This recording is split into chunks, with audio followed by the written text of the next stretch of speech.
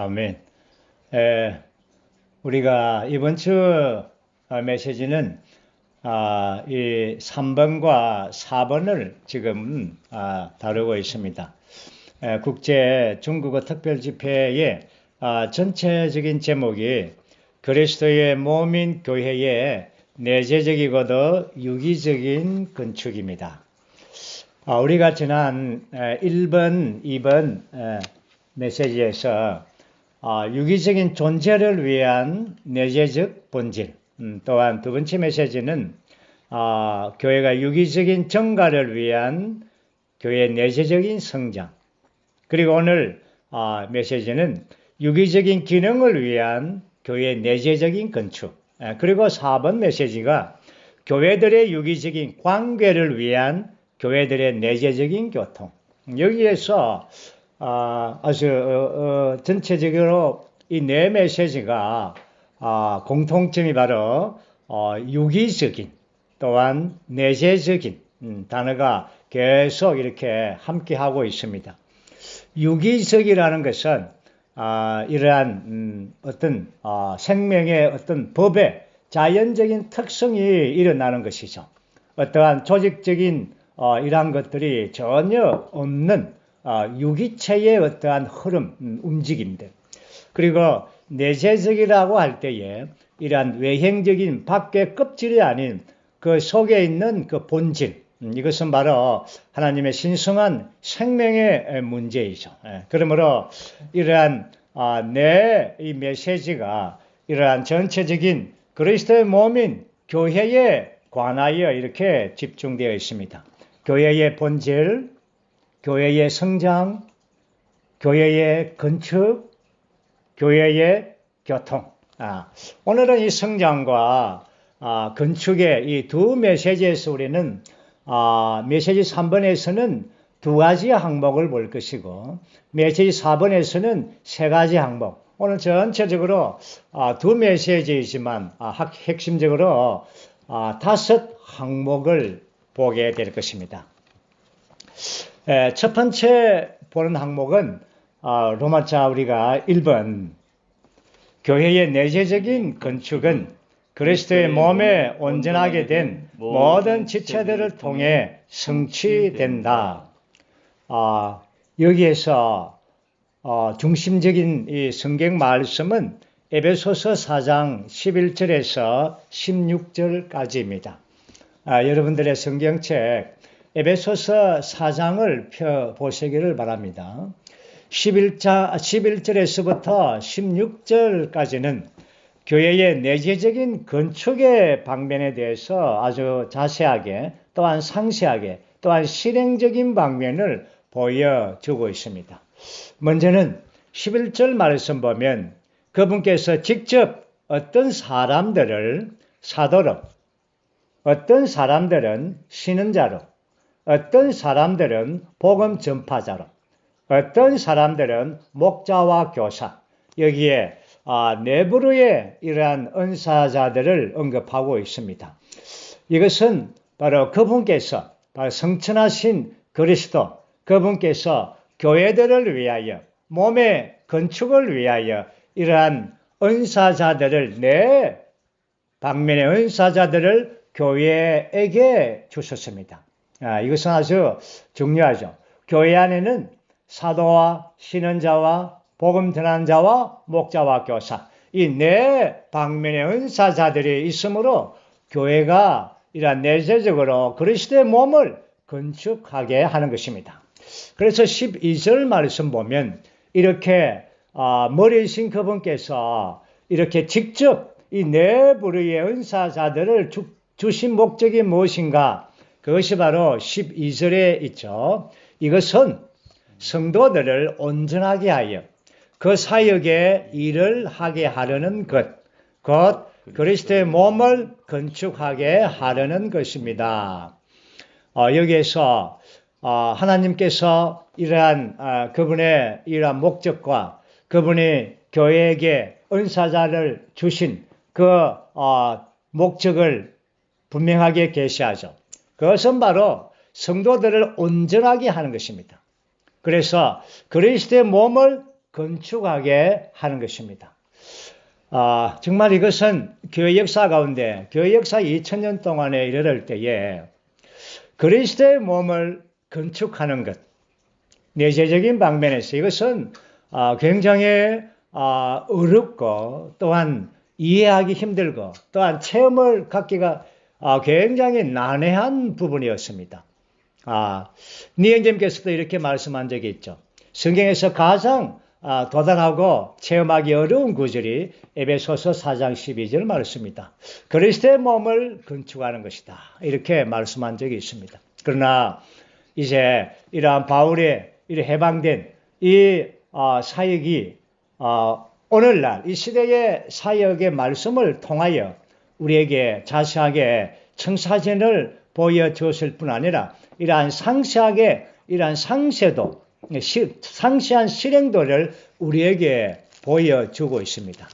이제 우리는 이제 구체적으로 어떻게 이 그리스도의 몸이 건축되어야 되는가의 문제는 이제 13절에서 16절까지 바울은 상세하게 자세한 방면에서 기록하고 있습니다. 13절 말씀 보면 우리 모두가 믿음에서의 하나와 하나님의 아들에 관한 온전한 지식에서의 하나에 이르게 하고 또 충분히 성장한 사람이 되게 하여 그리스도의 충만의 신장의 분량에 이르게 하려는 것입니다.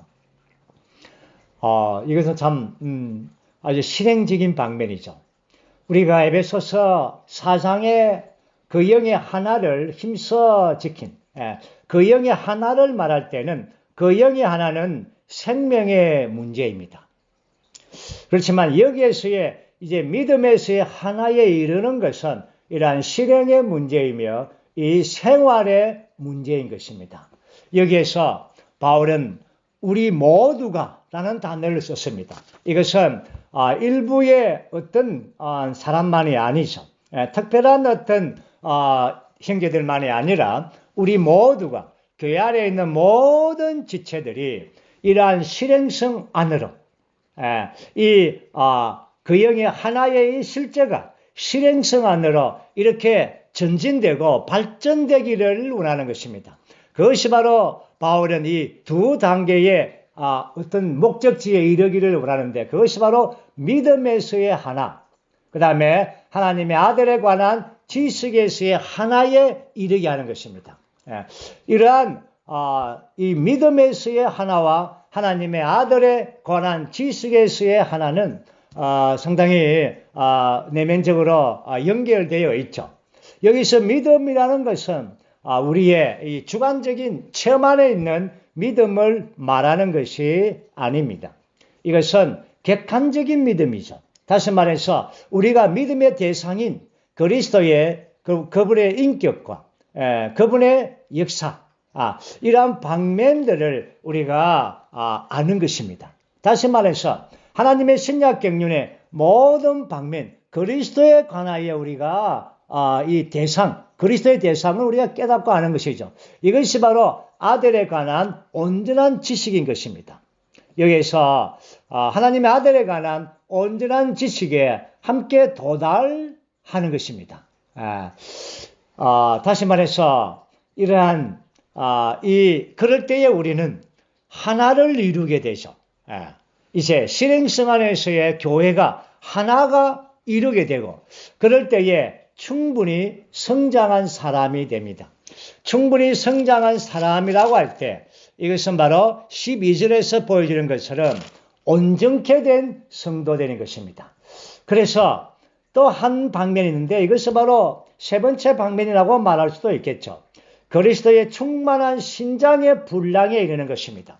그러므로 여기에서 세 방면에서의 어떤 이름에 관한 것이 있는데 그것은 믿음 안에서의 하나에 이르고 그리고 하나님의 아들에 관한 온전한 지식에서의 하나에 이르고 그리고 그리스도의 충만한 신장의 분량에 이르게 하는 것입니다.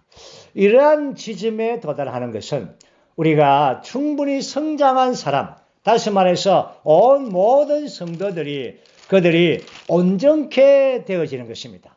그래야만이 나중에 보겠지만 우리가 몸 안에서 건축되고 또 몸이 이렇게 자람을 갖게 되는 것입니다. 여기에서 하나님의 아들이라고 말할 때 이것은 바로 우리에게 생명을 주시는, 생명이 되시는 그리스도의 인격을 가리킨다면 여기에서 그리스도의 충만한 신장, 이 그리스도는 그분의 몸의 지체들인 우리가 기능을 발휘하기 위한 은사를 갖도록 우리에게 생명을 공급하시는 그분의 위임을 말하는 것입니다. 여기에서 이 생명과 또한 은사를 갖는 위임 두 방면을 계시하고 있습니다. 그러므로 우리는 이 세 가지의 이러한 항목 안으로 이 실행적인 항목이죠. 앞에서 그 영의 하나는 실제적인 생명에서의 하나라면 이제 우리가 교회 안에서 우리가 도달되어야 되는 이 하나는 믿음에서의 하나와 하나님의 아들에 관한 온전한 지식에서의 하나와 그리고 그리스도 충만한 신장의 분량에 이럴 때에 우리의 이 하나는 영광 그리스도의 몸의 하나가 실행적으로 나타나게 되는 것입니다. 그럴 때에 우리는 충분히 성장한 사람이 되는 것입니다. 어떻게 이렇게 이러한 지점에 도달할 수가 있습니까? 이것이 바로 15절과 16절입니다.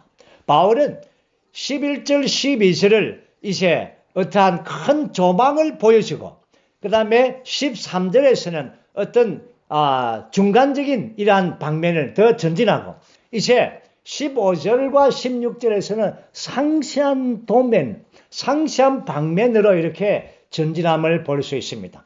어떻게 우리가 충분히 성장한 사람 안으로 이제 하나로 그 지점에 이르게 되는가? 15절 말씀. 오직 우리는 사랑 안에서 참된 것을 붙잡고 모든 일에서 그리스도 곧 머리이신 분 안으로 자라야 합니다. 여기에서 이제 우리 모두가 사랑 안에서 참된 것을 붙잡는 것이 나옵니다. 이 사랑이라고 말할 때 이 사랑은 우리의 천년적인 애정을 말하는 것은 전혀 아닙니다. 이것은 하나님의 사랑, 신성한 사랑이죠. 이 사랑이 바로 그리스도의 사랑으로서 우리 안에 이렇게 분배되고 그러므로 그리스도의 사랑이 우리 안에 이렇게 들어오므로 우리가 주님을 사랑하고 지체들을 사랑하는 그 사랑인 것입니다. 그러므로 이 사랑 안에서 참된 것을 붙잡는 것입니다. 참된 것을 붙잡는다. 다시 말해서 이 땅의 모든 것은 다 헛되고 헛됩니다. 공허한 것들이죠. 그러나 참된 것은 삼위일 하나님만이 이 우주 안에서 참된 것이며 하나님의 경륜만이 참된 것이며 또한 그리스도의 몸인 교회만이 참된 것입니다. 그러면 이 참된 것을 붙잡아야 되는 것입니다. 이것은 우리가 이 충분히 성장한 사람, 이 온전케 되기 위해서는 참된 것을 삼위일 하나님과 하나님의 경륜과 그리스도의 몸인 교회에 관한 이 방면들을 우리가 붙잡습니다. 다시 말해서 우리가 집회에 함께 이렇게 모인 것은 참된 것을 붙잡는 것입니다. 오늘 붙잡았습니다. 우리는 세상에 허망한 것, 공허한 것들을 오늘 붙잡지 않고 오늘 이 시간 우리는 참된 것을 붙잡습니다. 그리고는 모든 일에서 그리스도 곧 머리이신 분 안으로 자라가야 되는 것입니다. 오늘 우리가 참된 것을 붙잡을 때 우리는 그리스도의 머리 되심 안으로 자라가는 것입니다. 모든 일에서 크든 일이든 작은 일이든 우리 앞에 놓여 있는 모든 일들이 있습니다. 어떤 환경이든 어떤 상황이든 어떠한 처지이든 간에 그 환경 가운데서 우리는 참된 것을 붙잡는 것입니다. 우리가 환경이 올 때 참된 것을 놓치는 경우가 많습니다. 대부분의 우리의 실패는 이러한 환경을 통하여 참된 것을 놓쳐버리죠. 그러면은 우리가 잘할 수 있는 기회가 없습니다. 우리에게 어떤 환경이 그것이 뭐 이렇게 좋은 환경이든 또한 나쁜 환경이든 어떤 환경이든 우리가 환경이 올 때에 이 모든 일에서 이 참된 것을 붙잡는 것입니다. 그럴 때 우리는 참된 것 안에 머리이신 그리스도, 바로 그분 안으로 우리가 자라가게 하는 것입니다. 이제 16절, 이것은 아주 결론적으로 충분히 성장한 몸이 자라고 성장하는 이 결론적으로 16절에서 바울은 말합니다. 온몸은 그분에게서 나온 그 풍성한 공급을 해주는 각 마디를 통하여 그리고 각 지체가 분량에 따라 기능을 발휘하는 것을 통하여 함께 결합되고 함께 짜입니다. 그래서 몸이 자람으로써 사랑 안에서 스스로 건축되는 것입니다. 여기서 아주 동일하게 사랑 안에서 붙잡고 사랑 안에서 건축됩니다. 이것은 고린도 전서 13장에서 바울은 전체적으로 사랑에 관하여 기록한 아주 특별한 장이 있죠. 여기서는 바로 우리 모두가 다 그분에게서 나오는 그 풍성, 오늘 그분은 머리이신 교회의 머리이시고 오늘 우리가 모든 개인의 또한 머리이십니다. 그분은 공급하는 청량할 수 없는 그리스도의 모든 풍성을 가지고 있습니다. 그러므로 그 모든 풍성이 어떻게 우리에게 공급이 되어서 이 공급을 통하여 우리가 몸 안에서 자라서 몸의 건축을 가지고 오는가? 그것은 바로 여기 우리가 각 마디를 통하고 각 지체가 분량에 따라 기능을 발휘하고 여기 세 항목이 있습니다. 오늘 우리가 성장해서 그리스도의 몸 안에서 자라고 함께 몸 안에서 건축되는 것은 세 방면이 매우 중요하죠. 첫 번째는 머리를 붙드는 것입니다. 머리를 붙든다는 것은 바로 사도들의 가르침 안에 머무는 것입니다. 왜냐하면 머리의 모든 풍성은 사도들의 가르침을 통하여 공급되는 것입니다. 이것은 우리가 고린도전서에서 말한 지혜의 말이죠. 하나님의 깊은 것들을 사도들의 가르침을 통하여 우리에게 분배되는 것이죠. 이것이 머리의 모든 풍성을 이렇게 공급해 주죠. 그 다음에 두 번째는 마디의 공급입니다. 이러한 각 마디를 통하여 각 마디라는 것은 마디와 힘줄, 마디라는 것은 이러한 어떤 기독교에서 말하는 중간 계급 체계가 이런 것이 아니라 몸 안에 있는 유기적인 몸을 공급해 주는 이러한 마디인 것입니다. 오늘 우리가 몸의 신체를 볼 때에 이러한 각 마디의 공급이 없다면 모든 지체들은 그 공급을 받을 수 있는 길이 없는 것입니다. 마디는 머리의 모든 공급을 해주는 축복의 통로입니다. 어떻게 마디가 형성이 되는가? 여기에서 우리가 두 가지를 우리가 보는데 앞에서 우리가 11절에 보면 그분께서 직접 이러한 사도들과 신언자들과 복음 전환자들과 목자와 교사 이러한 은사자들 이러한 마디들을 우리에게 직접 주셨다라고 말하고 있죠. 그러나 이 16절의 말씀을 자세하게 찬찬히 우리가 영안에서 읽어보면 이 마디는 그 머리의 모든 풍성함을 받음으로 마디가 형성이 되는 것입니다. 한 면에서는 머리이신 그분께서 교회에게 마디를 주셨고 또 한 면에서는 머리의 풍성을 공급받음으로 마디가 산출되는 것입니다.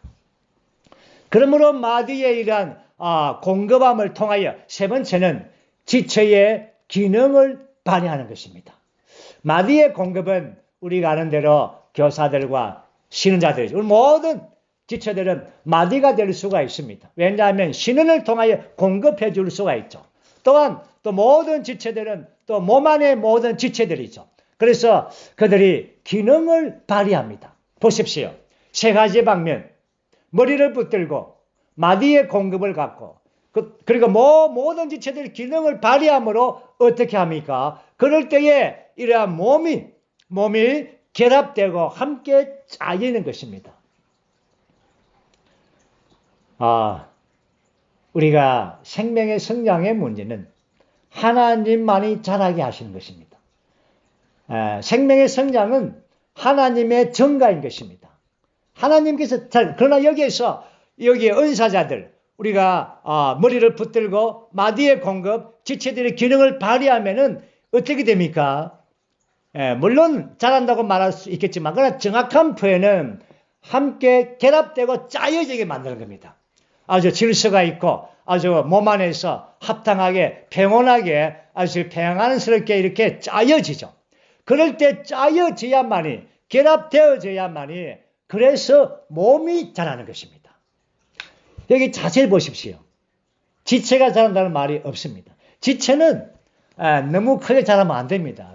괴물이 되는 것입니다. 그래서 몸이 자람으로 오늘 여기서 하나님께서 자라게 하시는 것입니다. 몸을 자라게 하시는 것이죠. 그렇게 해서 사랑 안에서 스스로 건축되는 것입니다. 이것이 바로 그리스도의 몸의 내재적인 건축의 첫 번째 방면입니다. 두 번째 방면은 넘어자 2번이죠. 2번 한번 보죠. 교회의 유기적인 기능은 그리스도의 유기적인 몸 안에 있으며 또한 그리스도의 유기적인 몸의 지방적인 표현들 안에 있다. 여기서 로마서 12장 4절과 5절 또 8절까지를 보면 더 좋습니다. 우리가 아는 대로 그리스도의 몸에 관한 계시는 바울 형제님이 그의 14서신 가운데에서 특별히 4권의 서신에서 주로 중점적으로 다루고 있습니다. 그 첫 번째가 로마서, 그리고 고린도전서, 그리고 에베소서, 또 한 권이 무엇입니까? 뭐죠? 골로새서. 이 4권, 다시 말해서 로마서, 고린도전서, 에베소서, 골로새서, 이 4권의 책이 바울의 서신 가운데에서 특별히 몸을 강조하고 몸의 어떤 부분을 깊이 있게 다루어 줍니다. 로마서는 바울이 첫 번째 쓴 서신이 아니죠. 그렇지만 성령의 안배로 제일 첫 번째 나와 있는 책이 바울 서신 중에서 14서신 중에서 첫 번째 나와 있는 책이 로마서입니다. 그 로마서의 12장 14절에서 8절까지 보면 여기에 이 몸의 지체와 이 몸에 관하여 그리고 그 지방교회가 그 몸을 유기적으로 표현하는 방면을 보여주고 있습니다. 우리가 4절과 5절 제가 읽어보겠습니다.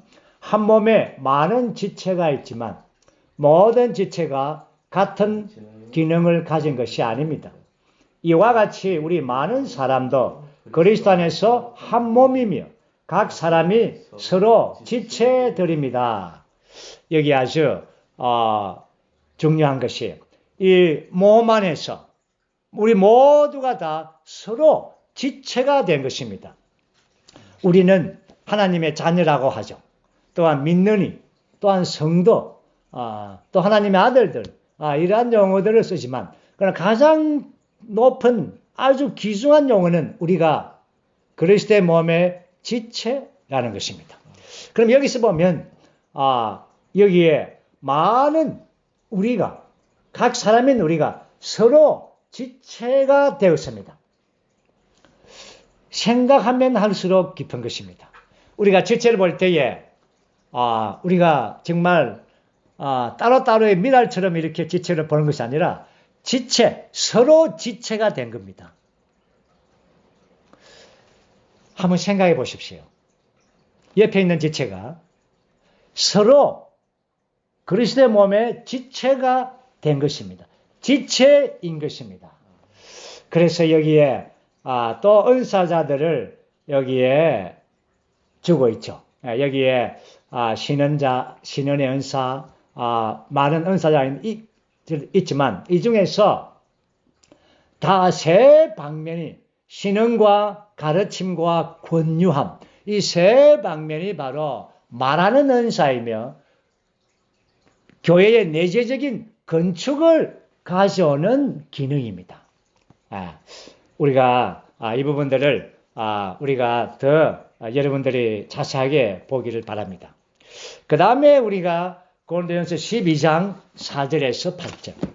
자세히 보면 로마서도 12장, 고린도전서도 12장, 그리고 4절에서 8절, 또한 고린도전서도 4절에서 11절, 여기에 몸에 관한 방면을 계시하고 있습니다. 제가 고린도전서 12장 4, 5, 6절을 읽어드리겠습니다. 그러나 은사는 여러 가지지만 그 영은 한 분이십니다. 그리고 사역은 여러 가지지만 주님은 한 분이십니다. 일은 여러 가지지만 모든 사람 안에서 모든 것을 운행하시는 하나님은 한 분이십니다. 여기서 그 영은 그 영의 은사, 그 영의 은사들은 주님을 위한 사역을 위한 것입니다. 다시 말해서 주님을 위한 봉사를 수행하기 위하여 그 영의 은사가 있고, 또한 주님을 위한 사역, 주님을 위한 봉사는 하나님의 일을 성취하기 위한 것입니다. 여기서 하나님의 행정이 성취되는 것입니다. 그러므로 여기는 그 영과 주님과 하나님, 삼일 하나님의 이러한 방면들이 있고, 또 이 방면들 안에서 우리는 그 영의 은사를 가지고, 또한 주님 안에서 이러한 사역을 가지고 이러한 그분의 봉사를 수행하고, 또한 일을 가지고 주님을 위한 이 사역이 하나님의 일들, 하나님의 행정을 수행을 성취하는 일들인 것입니다. 삼일 하나님의 이러한 방면들이 우리가 함께 이렇게 역사하는 것이죠. 그러므로 이 역사의 중심점은, 그 목적은 바로 그리스도의 몸을 건축하는 것입니다. 우리는 많은 지체가 있고, 또한 우리 모두가 다 사역을 가졌지만, 그러나 이 사역은 하나의 사역, 그리스도의 몸을 건축하는 사역인 것입니다. 우리 많은 사람들이 한 면에서 어쩌면 사역을 가졌다고 말할 수가 있습니다. 모든 지체의 기능이 있죠. 다 다릅니다. 그렇지만 한 몸을 건축하는 하나의 이러한 사역을 가지고 있는 것입니다. 이것이 바로 그리스도의 몸의 유기적인 건축을 위한 것입니다. 이것이 로마자 우리가 메시지 3번에 말씀드리고, 이제 우리는 메시지 4번에서는 세 항목을 볼 터인데, 첫 번째 항목은 우리는 교회들의 내재적인 교통을 보고 그 안으로 들어가야 한다. 교회의 내재적인 본질, 내재적인 성장, 내재적인 건축, 이제 내재적인 교통입니다. 우리가 이러한 그리스도의 몸의 내재적인 건축을 보았다면, 이제는 그 건축의 이러한 실제인 교통의 방면을 보는 것은 매우 중요한 것입니다. 우리는 교통에 관하여 5 항목을 먼저 우리가 보겠습니다. 첫 번째는 이러한 교통은 바로 생명의 흐름인 것입니다. 마치 여기 사람의 피가 온몸에 흐르듯이, 또한 새 예루살렘 전체는 이러한 생명수가 흘러서 온 성을 적십니다. 그러므로 그리스도의 몸 안에서는 이러한 생명의 흐름이 있는 것입니다. 이것이 바로 교통인 것입니다. 두 번째는 몸의 교통입니다. 이 흐름을 우리는 몸의 교통, 몸의 흐름이라고 말하는 것입니다. 세 번째는 이러한 교통은 사도들의 교통인 것입니다. 사도들의 교통은, 사도들은 처음에는 아버지와 그분의 아들 그리스도 예수님과 함께하는 교통이죠. 그리고는 사도들의 교통이 성도들과 함께하는 교통으로 갖게오는 것입니다. 이것이 바로 사도들의 교통은 사도들의 가르침에 근거한 것입니다. 오늘 우리 모두는 다 사도들의 가르침에 근거해서 사도들의 교통 안에 머무는 것입니다.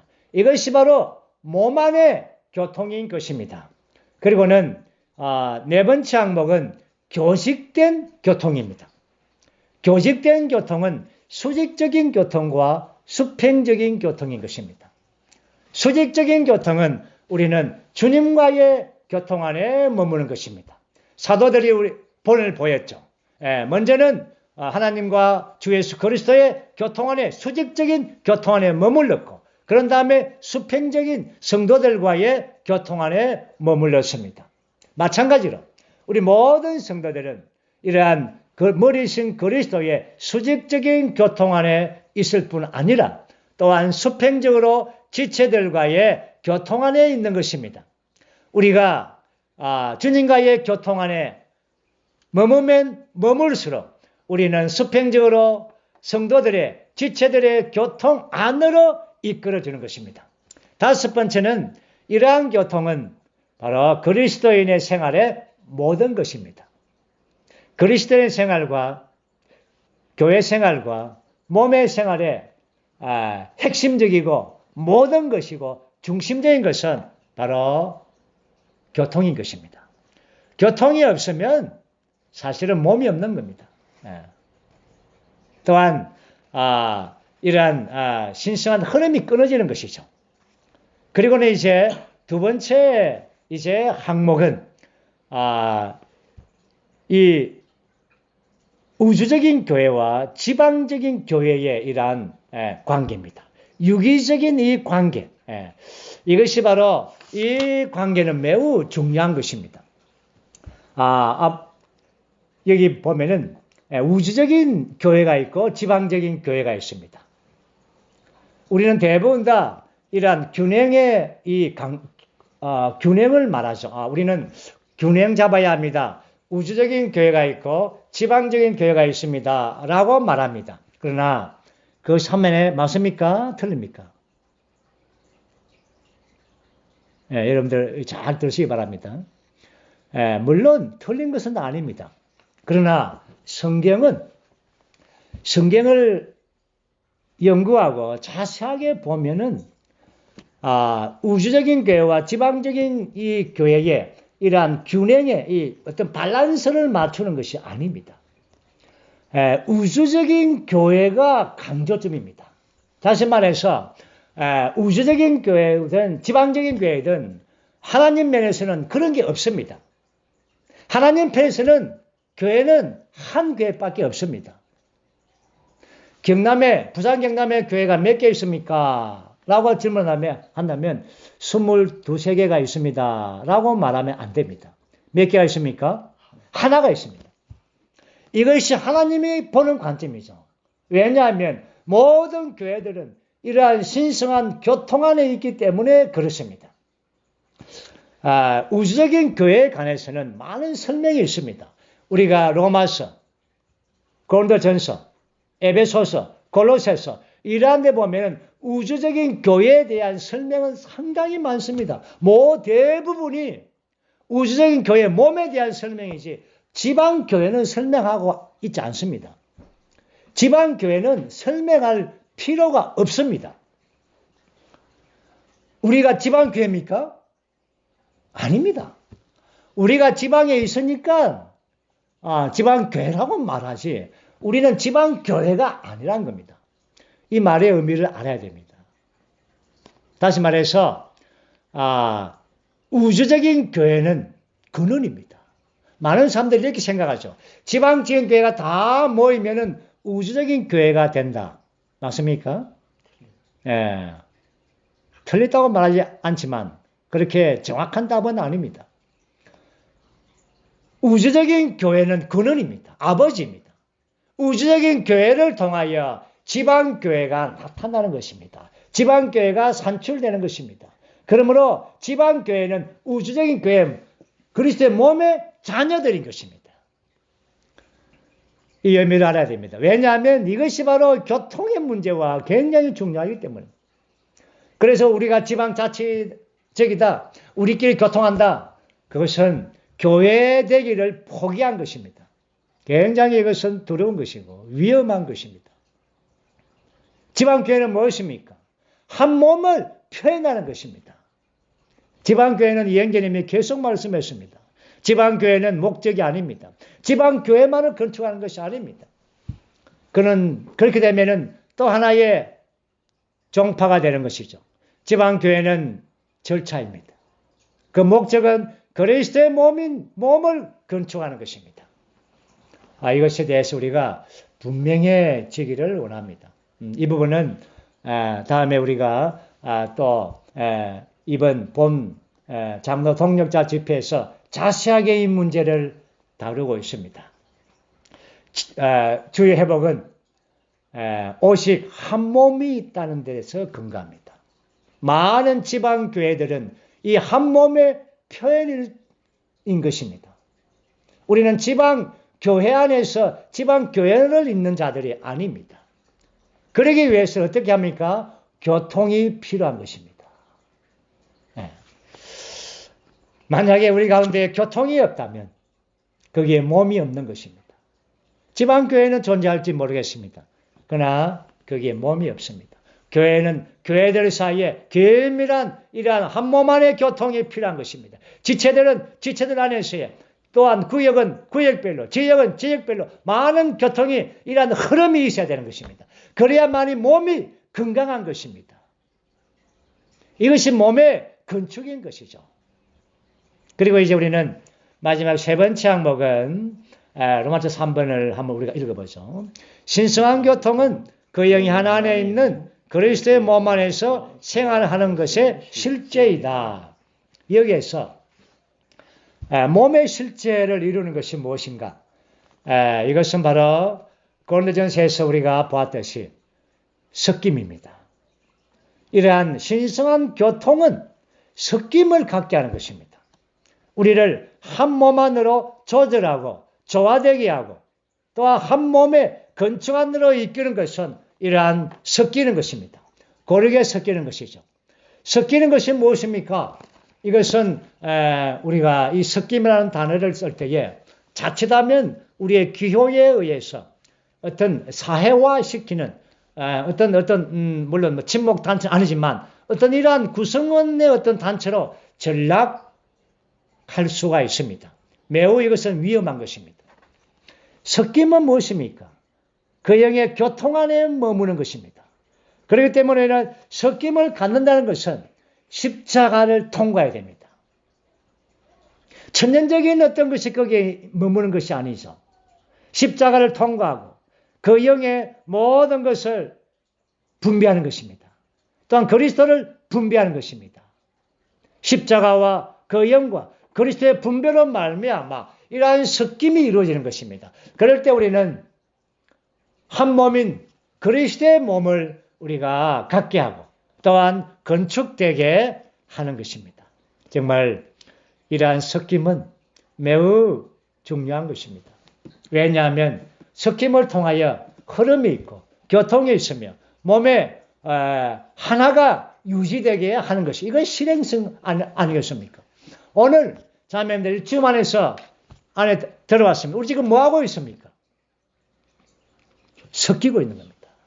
섞이고 있는 것입니다. 만약에 이 코로나 상황이 없다면 우리는 많이 섞여야 되는 것입니다. 교회는 교회대로 섞이고 또한 지체들끼리 섞이고 그렇지 않다면 우리는 주 안에서라도 계속해서 섞이는 것을 실행해야 되는 것입니다. 이번에 봄 장로 집회에서 이러한 추구하는 시간이 있었는데 우리는 전국에 있는 이 조별 섞임을 이러한 주 안에서 행했습니다.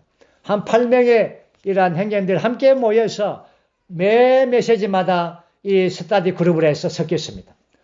정말 이 섞임을 다 맞춰 난 다음에 모든 행정들의 간증이 이러한 섞임이 우리를 고르게 했고 또한 모든 메시지를 강화했고 또한 모든 메시지 안에 흐르는 그 영의 실제를 누리게 했습니다. 섞임이 길입니다. 몸 안에서 정말 섞이지 않고 단독적인 자들은 굉장히 위험합니다. 정말 위험합니다. 우리는 섞이기를 추구해야 됩니다. 아멘. 오늘 저는 마지막으로 이 입을 한번 선포하고 마치겠습니다. 시간이 많이 죄송합니다. 2번 섞임의 목적은 우리 모두를 그리스도의 몸의 실전으로 이끄는 것이다. 우리는 한 가지 목적 때문에 각 지방에 있는 교회들을 귀중히 여긴다. 다시 말하면 각 지방에 있는 교회들은 우리를 그리스도의 몸의 실제 안으로 이끄는 절차이기 때문에 우리는 각 지방에 있는 교회들 안에 있어야 한다. 주님을 찬양합니다. 아멘.